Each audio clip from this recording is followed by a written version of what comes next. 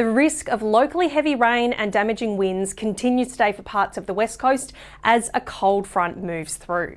Now, that cold front did reach the far southwestern parts of Western Australia through the early part of this morning, and it is currently moving to the north and to the east, about to reach Perth. We've already seen fairly widespread rain across that southwest corner of the state, widespread totals of 15 to 40 millimetres, with some locations seeing even more. Now, we have seen a few severe weather observations as well. We've seen high rainfall rates at Ballingup and Manjimup. That means a lot of rain falling in a short space of time, which can lead to flash flooding in some cases. We've also seen a 111 km/h wind gust at Cape Leeuwin. So this wet and windy system is certainly tapping into a lot of power from the atmosphere. We can see some of that if we take a look at our water vapour imagery, which gives us an indication of what's going on through the atmosphere in terms of moisture. Now, looking at that southwest corner of Western Australia, we can see this stream of white and green colour moving in ahead of where our front is. That is a stream of moisture coming in off the Indian Ocean, fueling any showers and storms that are developing.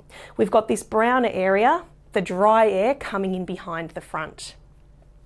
Now, with this high moisture content and risk of heavy falls, we do still have a severe weather warning current. This severe weather warning is for both heavy rainfall and damaging winds. Now, it covers parts of the lower west and central west districts, as well as just clipping parts of the central wheat belt as well. Now, in this area, we are likely to see rainfall rates reaching 25 to 50 millimetres over a 3 to 5 hour period, and the risk of wind gusts up to 90 km/h as well.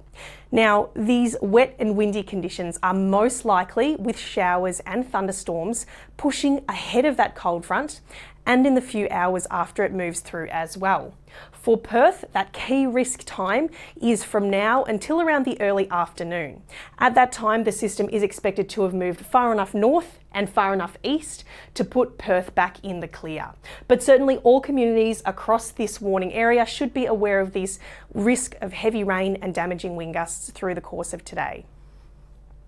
Of course, this may lead to damage to trees and property as these strong winds move through. We could also see some hazardous driving conditions if we do get any flash flooding developing.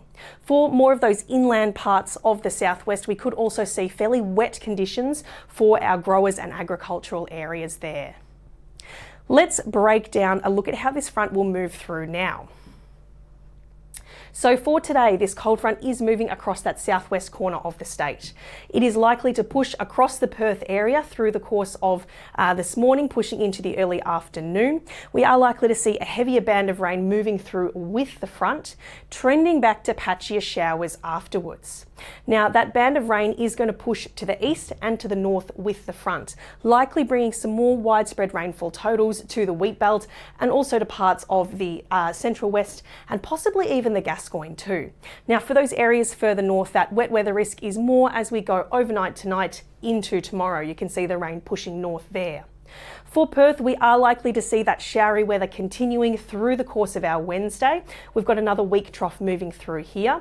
But you can see that as we get towards the later part of Wednesday and push into Thursday, our wet weather system has moved well out across southeastern parts of Western Australia, leaving much drier conditions across the Southwest Land Division and around the Perth area too.